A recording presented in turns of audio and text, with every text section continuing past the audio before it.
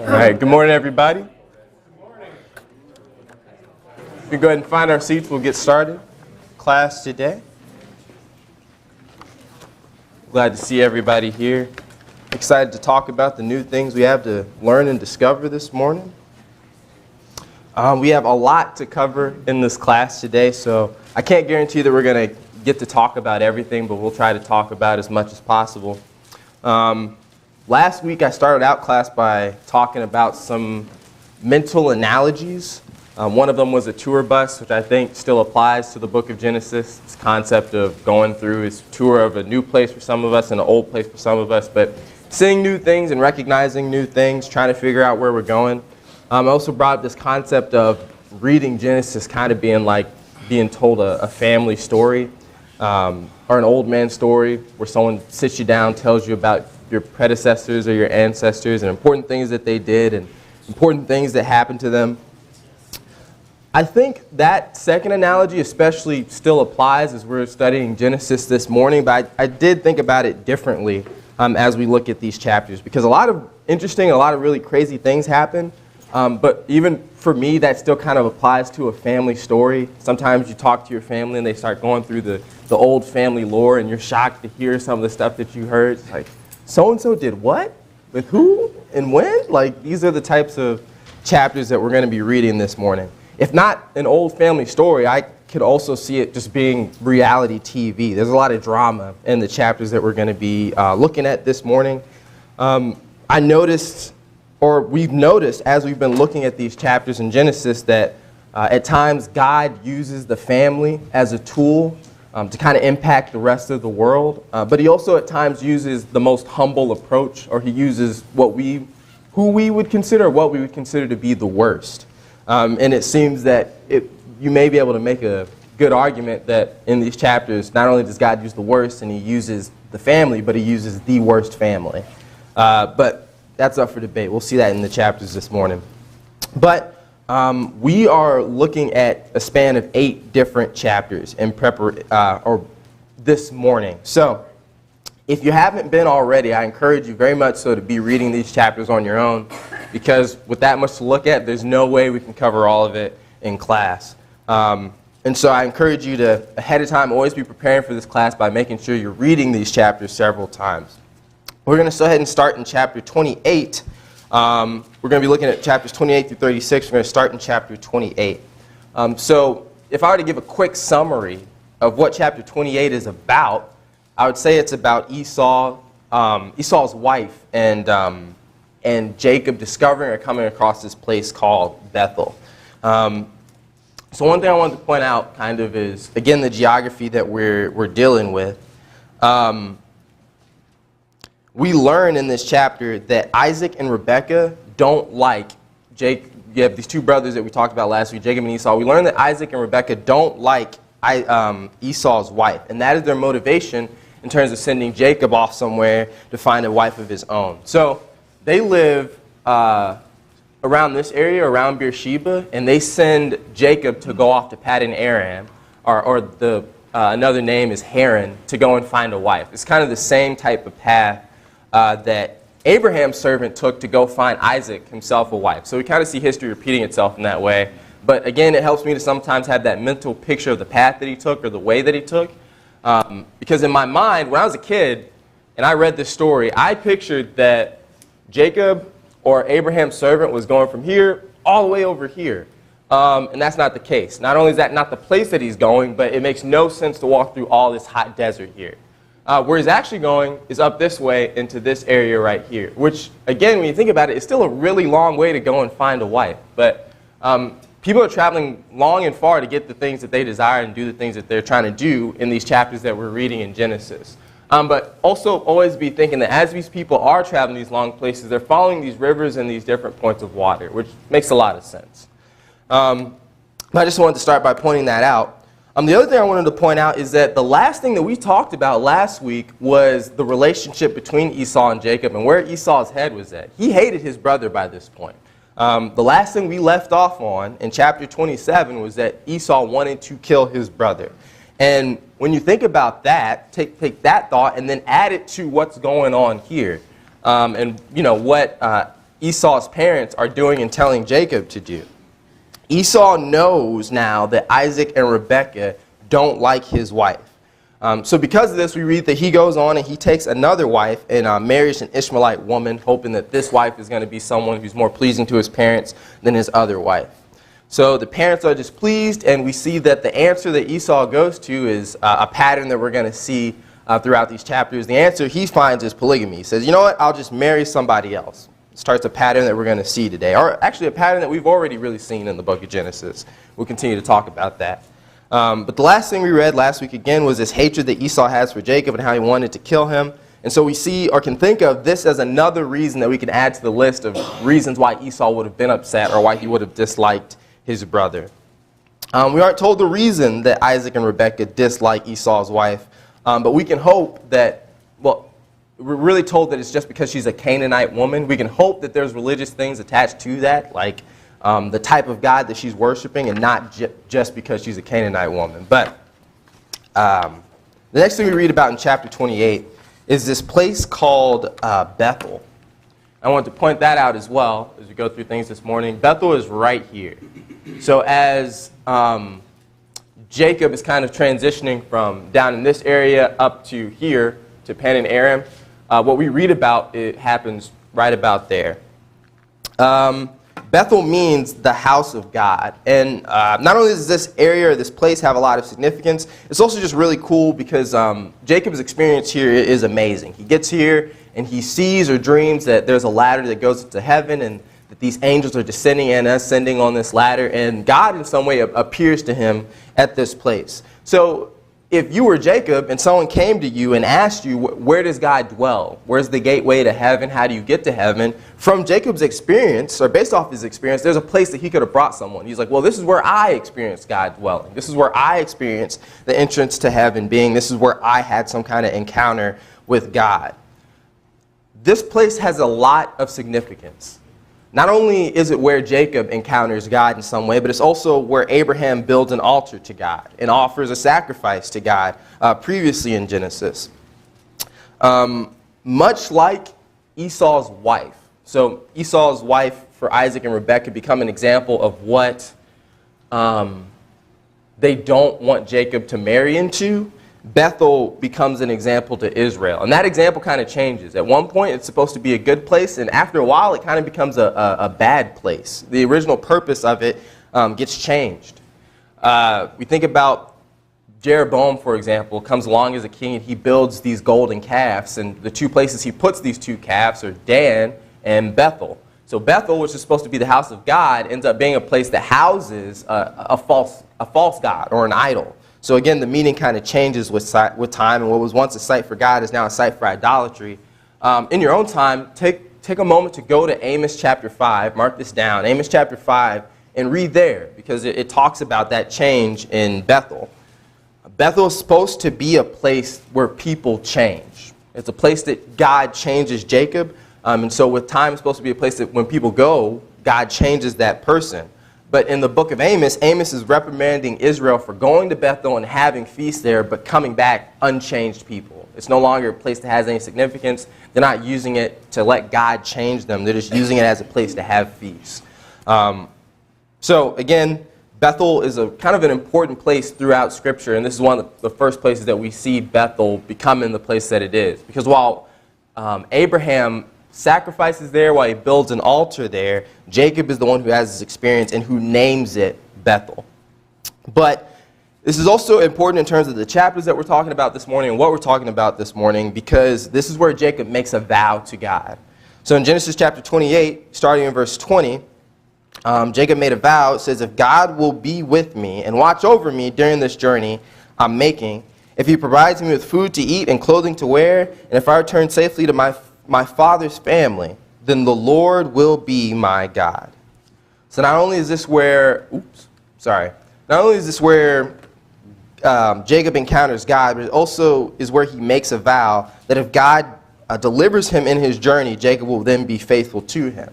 So this place and this vow kind of bookends the journey that we see Jacob go through this morning.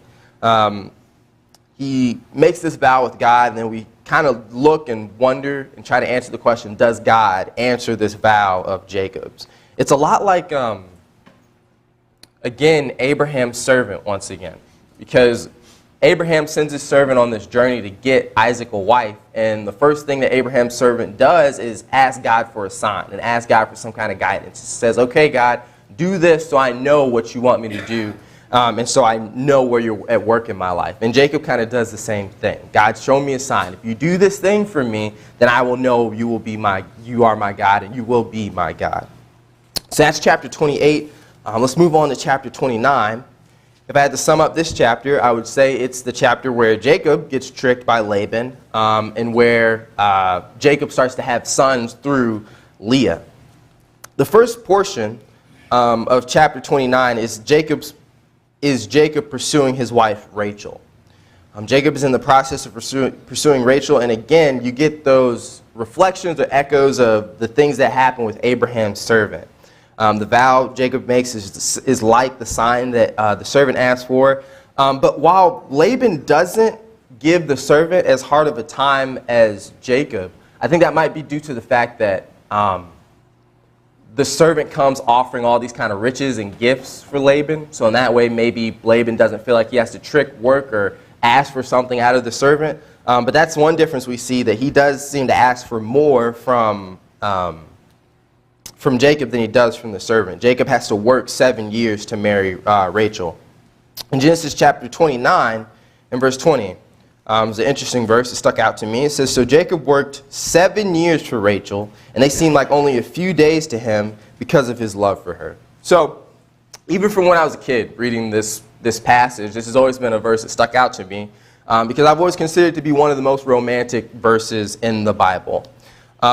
And there's a lot to pull from it. One of the things that I learned from this verse immediately is that true love results in patience and a willingness to wait.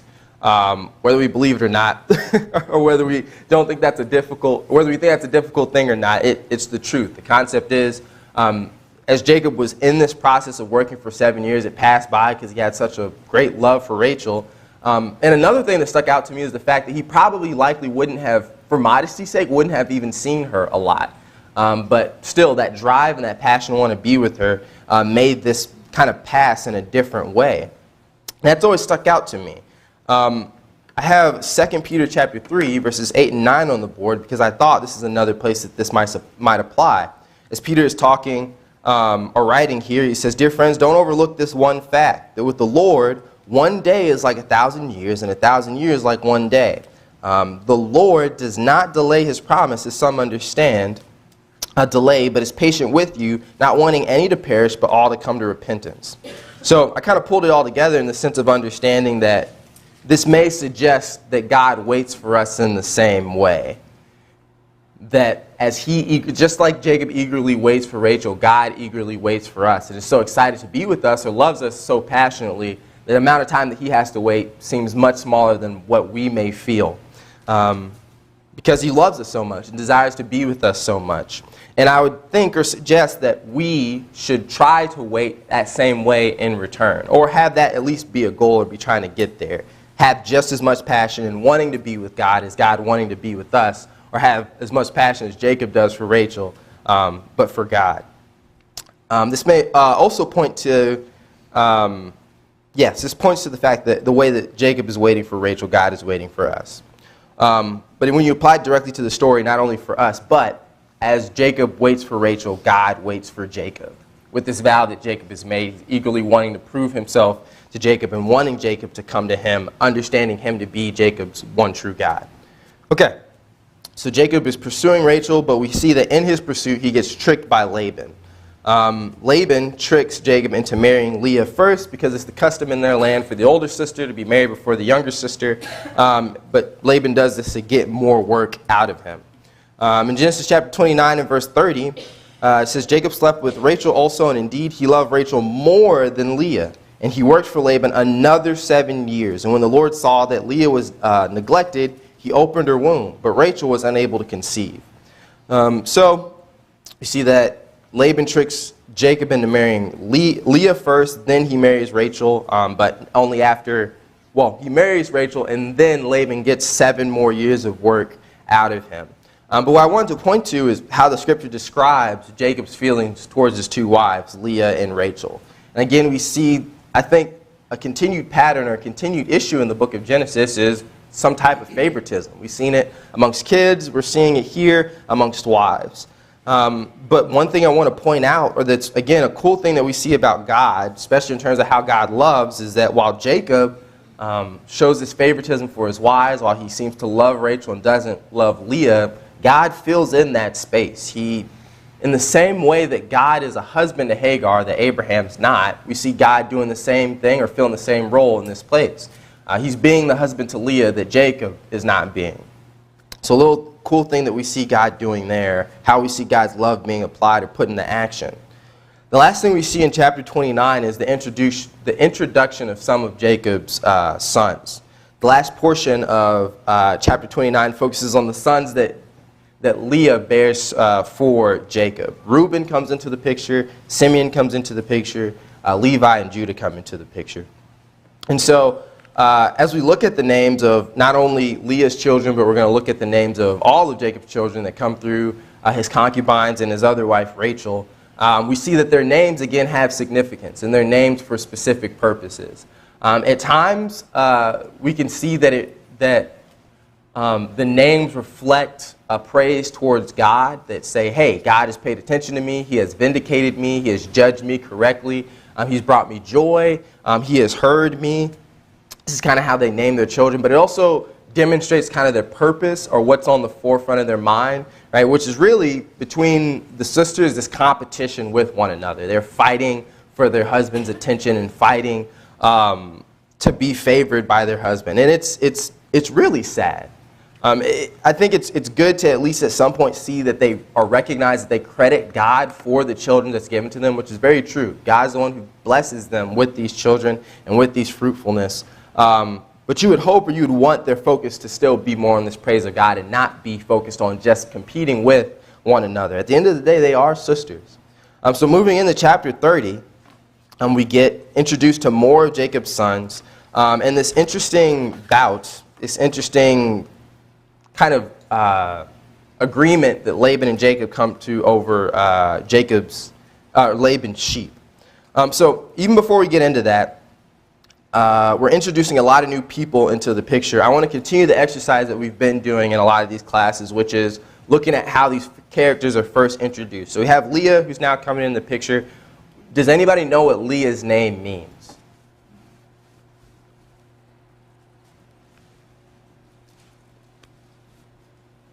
That's fine. That's fine. This is what we're here is to learn new things. Does Leah's name mean cow? Does it mean cow, you said? Cow. Actually, Rachel's name kind of means cow. Was that like a footnote in your Bible or something, Miss Gal? Yeah, so Rachel's name means like you, if I'm saying that correctly, which is like I think it's like either female sheep or female goat. And is there any like huge significance in that? I don't know. The first place that my mind went is the fact that Rachel is a shepherdess. Maybe that has something to do with the fact that her name being like you. But even before we get into that, Leah's name, and I encourage us to always, when we see these important people showing up in the scripture, try to look up what their name means to see if it has any significance as to their story. Because Leah specifically does. Leah's name means weary. Her name means weary. And so with the same purpose that we look at these introductions, you see that her description and her name, things like that, have significance to her story. Her name means weary. How is she described?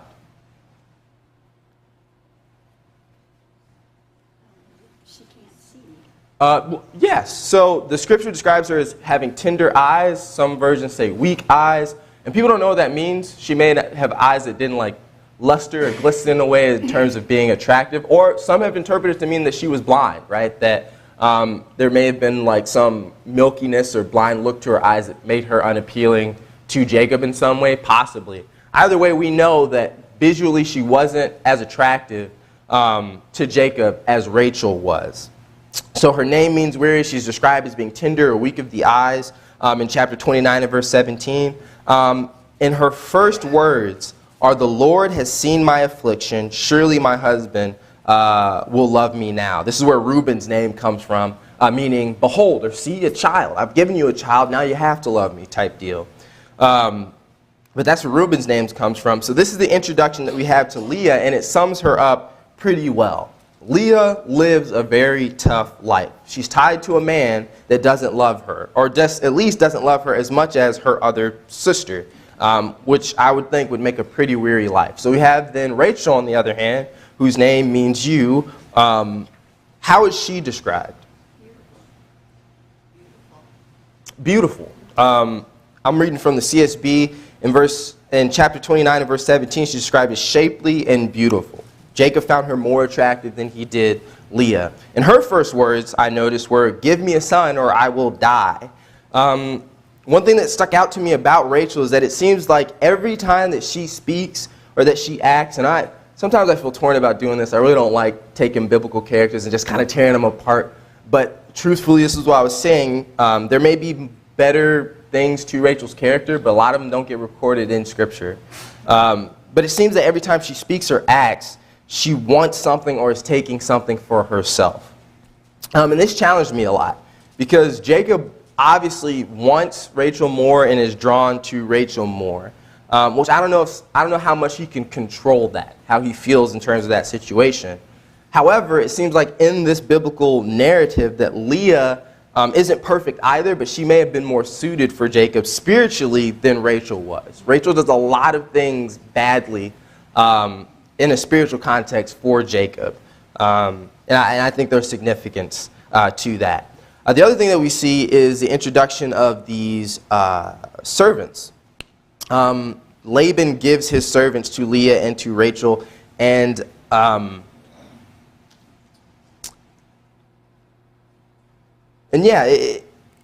okay, yes, let's put it this way. Laban gives these servants to Leah and to Rachel.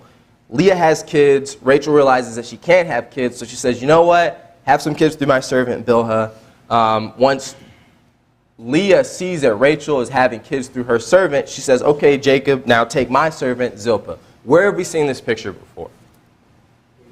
Abraham. This is exactly what Sarah does to Abraham. And Jacob has the same response that Abraham does. He doesn't really say anything in objection to this. He kind of just lets it happen. And so, again, we see history, we see family matters kind of repeating themselves. But my mindset when I was thinking about this, we talked about last class how not a lot gets said about Isaac. He's the promised child, right? All these things happen to him, or all these things happen that surround him, but we don't hear a lot from Isaac about how he felt about the experience. But one interesting takeaway that we have is that oftentimes when Jacob is talking about God, he refers to God as the fear of Isaac, which may imply or may say that as Isaac did talk about God, there may have been a strong emphasis on respect, but specifically a fear of God, of what God is capable to do, what he can ask for from us. So with that being said, there are things that Jacob learned from Isaac. There are things that Jacob knows about God from Isaac. But in this situation, he seems to have forgotten about Isaac. Right? This is the same exact mistake that Abraham and Sarah makes, in the sense that they try to aid God and assist God in terms of making his plan come to fruition, and they didn't need to do that. And Isaac is the very proof of that. But they make the very same mistake that Isaac does, or that Abraham does, which is having all these children through these servants, when he should be having them just through his wife. But Bilhah and Zilpah have these interesting names. Bilhah is Rachel's servant, given to her Laban. Her name means bashful, right, which is like shy, or reluctant to draw attention to oneself. Zilpah is Leah's servant, given to her by Laban, and her name means frailty, so like weak or delicate. I won't make any big takeaway from this. I'll just say I find it ironic that their names are what they are, right? They have very humble names. Possibly because they are, and I think there may be a connection to that in the sense that they are some of the most humble people in this story, right? While Jacob is just letting these things happen, while Leah and Rachel are fighting with each other and feuding with each other and competing with one another, we don't hear anything from Bilhah and Zilpah, not even as much as we heard from Hagar. They're very quiet, bashful people in this story. But anyway, through these 4 wives, Jacob has 12 sons and 1 daughter. I'll throw them on the board. There's already a lot of kids up there, so I didn't put the meanings of their name. on the board, but it's really interesting to take time to kind of write those down and to look at those things because all those names have significance and have meaning, and in some way I think each and every one of them can, you can tie some attribute to God from them, about how God brings happiness, how God vindicates us or brings judgment, how he hears us, how he gives children unto us. It's an interesting thing among those names. But yeah, a lot of children, we don't get to hear about. I think I might have missed, I put Asher twice. The 13th son is supposed to be Benjamin. But I say that in terms of we don't get to hear about Benjamin until later. But he is that last son that comes along. Some people don't include Dinah or Dina up there in terms of only talking about the sons. I said 13 in terms of including her amongst those children as well. So one thing I want us to take note of is this issue that we see here of polygamy, not only through the Bible but in this chapter. There are some people who argue that God supports polygamy or institutes it in some way. But I would say that along with the other things that he says about marriage and the sanctity of it, to, for example, the qualifications that he gives to elders, or the qualifications he gives for a king of Israel, or what he says to the woman at the well, or what he says to the Pharisees about marriage in the afterlife, we can also see from this same chapter as well. Amongst all of those things, I would suggest that those are good arguments against that, and that is not the case with God. Does that make sense? Okay. The last thing, or the other thing that we see in this chapter, again, is this kind of debate, or this thing that happens with Laban and Jacob over Laban's sheep. Jacob eventually realizes that it's his time to go home, that he has his wives and his family. But Laban doesn't want Jacob to leave because he sees that he prospers a lot from Jacob. So he gets him to agree to a wager to get him to stay longer. In Genesis chapter 30 and verse 31, Laban asked, "What should I give you?" And Jacob said, "You don't need to give me anything. If you do this one thing for me, I'll continue to shepherd and keep your flock." And so they agreed to that, and Jacob stays longer for this reason to tend to Laban's flock. Over this agreement that Jacob can take all the dark, all the striped, and all the speckled sheep from Laban's herd that he raises. And after agreeing to this, we see that Laban once again tries to trick his own family, or he tries to trick Jacob. When they make this agreement, Laban then comes and he takes all the sheep of that description out of his herd, so there's no possible way that Jacob can take these things from him. But again, we see a continued pattern. I talked about this a lot last week, which is no concern for family whatsoever. Laban just seems very greedy in this sense in terms of getting everything that he can get and getting everything that he wants. And in order to do that, he's just willing to go as far as taking advantage of his own family. And it's really messed up. I think there's a direct application for us in terms of how we not only deal with other people, but how we deal with family specifically. But again, we see him pull out all of these sheep. But when Jacob is tending to the flock, he pulls out branches of fresh poplar, almond, plain wood, and peeled bark, exposing the white stripes on the branches whenever the strong of the flock would come and reproduce. And in this way, then he wouldn't do it when the weak were reproducing. So in this way, Jacob amasses for himself a really strong flock. So, was moving on to chapter 31, we see that Jacob flees from Laban, and then later on they come to this another agreement. So as Jacob is fleeing, he flees because he starts to see that Laban starts to see his trick doesn't work on Jacob, and he becomes displeased with Jacob. Scripture actually even tells us that Jacob is able to see it in Laban's face. That's how upset Laban is getting. So he calls them together, and he tells them something pretty interesting. So let's read Genesis chapter 31. Let's look at verses 4 through 13.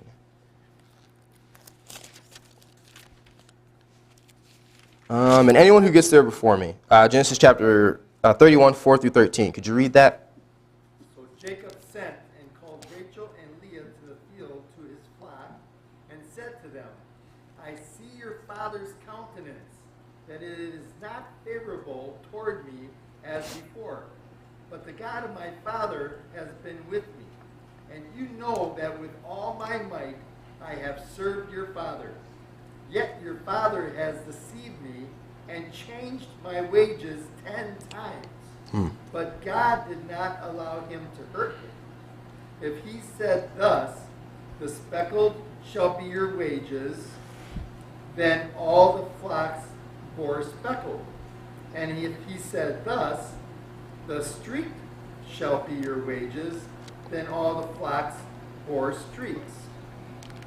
So God has taken with the livestock of your father and given them to me.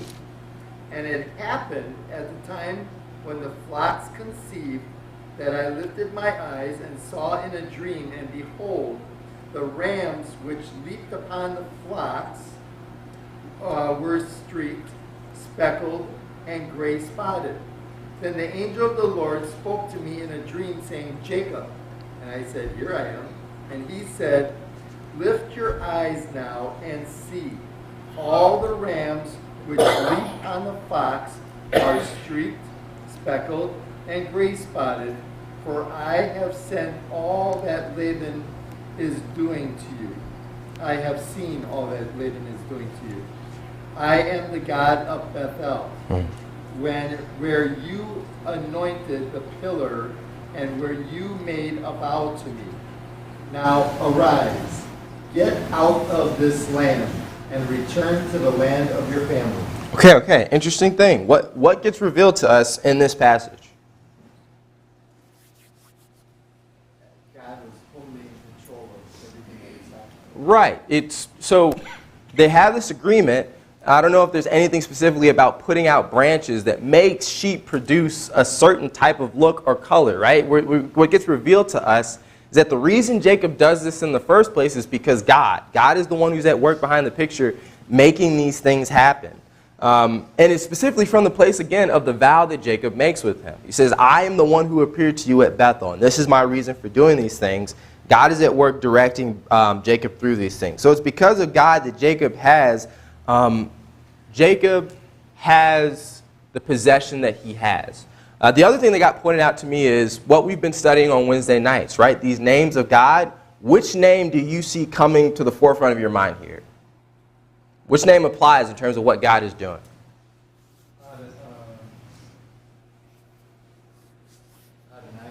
Adonai. Adonai? In what way do you see Adonai? Well, it said the Spirit of the Lord, or the angel of the Lord.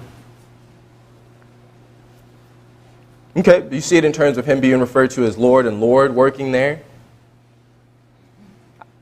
I think Adonai can definitely apply, even at least specifically in terms of how God is directing and telling Jacob what to do.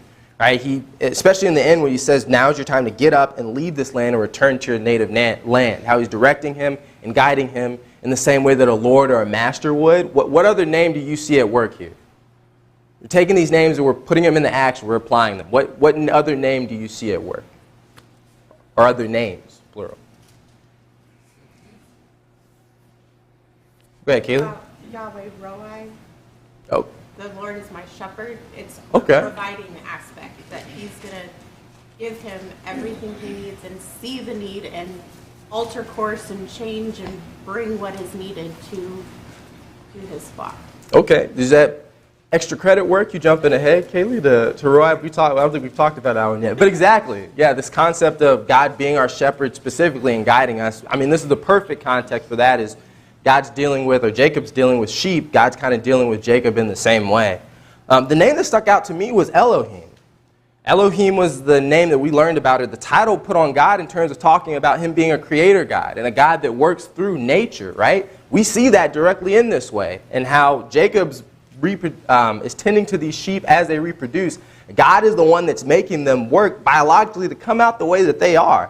So not only is he providing for Jacob, but he's providing specifically through the nature that he created. He's showing his power and his charity through nature and creation specifically. So that's the name that spoke out to me, but all of those apply. I want to make sure we're taking this knowledge and we're working it and we're applying it. The other thing that stuck out to me was what we see in verse 14, right? Jacob reveals these things to his wives, and this is the response that he gives to them. He's kind of saying, okay, how do you guys feel about this? Where's your head at? And this is what they say in verse 14.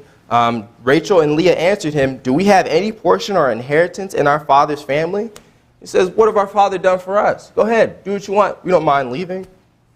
Which I get. Laban is being tricky in terms of how he's dealing with his own family, not only Jacob, but I think they're showing a lack of concern for his daughters as well in terms of how he gives them over. A lot of the weariness and the pain that Leah is feeling and experiencing is because of Laban and the way he tricks Jacob into being with her. But that aside, we see a return in terms of this lack of concern for family. Not only is Laban showing that for his family, but it seems like in a way Rachel and Leah are showing that same thing back towards Laban and each other. The other thing I want us to notice in this chapter is some red flags about Rachel. Rachel does some things that, again, like I was saying before, demonstrate that spiritually Leah may have been the better wife for Rachel. So, for example, they decide to get up and they decide to leave due to the direction of God. And what does Rachel do as they're leaving? She takes the idols. She goes and she takes the idols. And so it demonstrates to us that Rachel is doing some sketchy stuff in the dark. That as they're traveling and they're living their lives, Rachel has this life that is entrenched in idolatry. It's something that she felt like she needed to have. I can't leave without these idols. So I think that's a red flag. Does anybody know when I say what I mean when I say that? Yeah, a red flag. It's like in the dating marriage process, it's something that, I think it's in somewhat self-explanatory. It's like, okay, this is not good. Like, this is a sign that I shouldn't be here. I should get out. It's a warning. I think anyway, that's what we're seeing with Rachel. But when Laban realizes Jacob has duped and dipped, he's gotten up and left, we see that God is still watching out for Jacob. What does God do in this situation? Once Jacob leaves, Laban sees that he's leaving. He gets upset. He goes after Jacob. And then what does God do with Laban? He comes to him in a dream. In chapter 31 and verse 24, God came to Laban, the Aramean, in a dream at night. And he says, watch yourself. God warned him. Don't say anything to Jacob, either good or bad. So the thing that stuck out to me about this, or that surprised me about this, is that Laban still goes to Jacob, and he talks to Jacob, and he says things that, in my opinion, would be pretty bad. He shows up to him and he says, why did you leave? Why don't you give me the chance to say goodbye to my daughters? Why don't you give me the chance to say goodbye to my grandchildren? And I was like, I don't know. This is pretty sketchy business, Laban. God told you to do something specific, and you're still kind of talking to Jacob and talking to him in at least a negative tone. But he does tell Jacob what God said to him. He said, God told me in a dream, this is what I am to do and this is what I am to not do. And then we see another red flag. When Laban catches up to them, what does Laban do? Or more specifically, what does Rachel do? Laban's looking for his idols. He's looking for the people who took the idols from him. What does Rachel do? She lies. Right? She takes these idols, she sits on them, and she says she's having her period, and that's why she can't get up off of these idols. And again, I think it's a red flag from Rachel. Not only is she taking these idols, but she's lying. Lying about taking these idols. And so, anyway, just another thing I want to point out about Rachel, kind of supporting or sticking to that first kind of accusation I made there. But another thing I want us to see here that we'll probably just have to read in our own time is that in verses 36 through 42, Jacob, once he realizes that there are no idols, well, there actually are idols, but once Laban doesn't find anything, Jacob kind of loses his cool. Something that he expressed to his daughters that is now coming out now is that Laban has not dealt fairly with Jacob, right? He's tricked him. He says that 10 times Laban has changed his wages. Jacob gets really upset and he kind of confronts Laban and stands off to him, says a lot of different things to him. And I don't know, I just related to this in the sense of how family just is sometimes. Oftentimes, the people that we fight with the most, the people that we have issues with the most, are the people that we're closest to. And this is where I experienced that and saw that. I think this really screams a genuine, authentic, just struggle between family, because it happens. But I'm glad to see that they can still come to, in some sense, an agreement. At the end of this chapter, they make a covenant to really be at peace with one another, and they make a mound of stones to represent that. They name it a mound of witness or whatever, as to speak to the agreement that they made. Okay, we're running out of time, but in these last couple chapters, we'll try to hit on at least some of the big themes that we can see here or point to here. Chapter 32 contains the procession that Jacob sends to his brother Esau. And also some encounters that Jacob has with God. Two big things I think we can pull from here. One is seeing, in a way, how God works. Jacob sees two different camps at a place that he camps at. He calls it Mahanaim, meaning two camps. And you also see that he wrestles with God. And in some way, he prevails. But God touches his hip, right, and kind of cripples him in that way. And what that has always communicated to me is that while Jacob somehow succeeds in this wrestling, God is communicating to him, you didn't win because there's anything special about you. You're being allowed to succeed or strive in the way that you're going. And I think these are simple ways that God prepares Jacob for the things that he deals with later. Because he reaches this place called Mahanaim, we see that later on he splits his camp into two for safety. And may have been God helping him or warning him in that way. But what we see in terms of how Jacob deals with Esau is that Jacob wrestles with someone who's obviously more powerful than him. And then later on we see that he wrestles with he's in a struggle with his brother, and he humbles himself to his brother, who at this point is more powerful than him. He even says in some ways seeing his brother's face is like seeing God's face. Perhaps in terms of how Jacob wrestles with God, it prepares him for how he wrestles with his brother. And goes back to that vow that we talked about, how God makes a promise to Jacob to provide for him through his journey. And I think this is one of the ways that we see it. The other thing that I see here is simply as well just how we can reconcile ourselves to other people. Jacob understands that there's tension and there's conflict and that it's a heated situation here. And what he does ahead of time is that he sends messengers, right? He sends someone else that's not him to make it more of a level ground. Not only does he send messengers, he sends gifts to go as well. And not only does he send messengers and gifts, he sends multiple messengers or multiple things to separate them before finally coming himself. And again, he's trying to, I think in a way, trying to unarm Esau before approaching him and coming to him more humbly than he did before. And I think we can directly learn from that. If we're having an issue or a conflict with somebody, I think that exact same thing can apply. If we don't feel like we can talk to a person, maybe sending a messenger before, or sending some other form or fashion, sending a letter to them before. That's what my mom used to tell my sister. If you feel like you can't talk to me about something, write it down. Send it to me in a letter or something first. Send some kind of gift or something to show your attitude, show your generosity, show your kindness towards that person. Maybe do those things multiple times. Soften this person's heart before finally arriving yourself. Go ahead, Kaylee. Well, and even before that, he prays. Yeah. Before he sends the gifts, he prays to God that God would intercede and God would soften Esau's heart.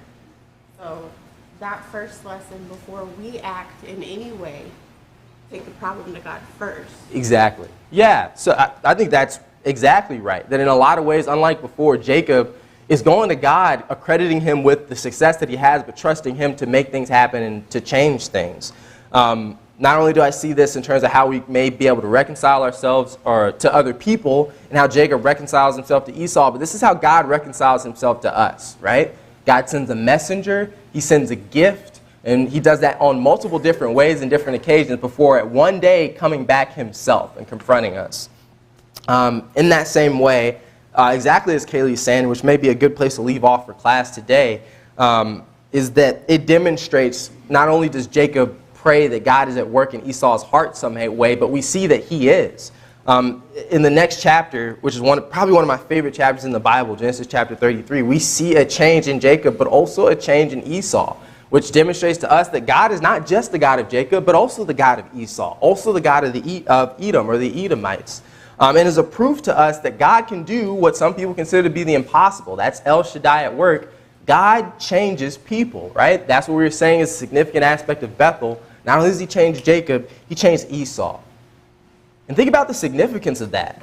There are people today who believe that people don't change because it's so difficult for people to change. And we see that happening in this book despite all the odds, right? Think about where Esau's coming from. Jacob has stolen his birthright. He's stolen his blessing. He's, had to deal with his twin brother who is beating him in all these ways, not only in terms of taking what belongs to him truly, but also like just having a better wife and being in maybe a more ideal situation to his parents. Esau has to overcome all that hatred to come to this more humble place and this reconciled place with his brother. But we see that God is at work behind the scenes making these things happen, not only changing Jacob, but changing Esau. So in that same way, we can trust him to change us, and we should pray like Jacob does for him to change other people. I encourage you to read the other chapters that we didn't get to this morning, verses 34 through 36. They're not as long as they seem, but in preparation for what we're looking at next week. Also read 37 and 38. These all leads into the story of Joseph. That's what we're going to be in. We're almost done with the book, guys. Anyway, thank you for your ears and thank you for your time this morning.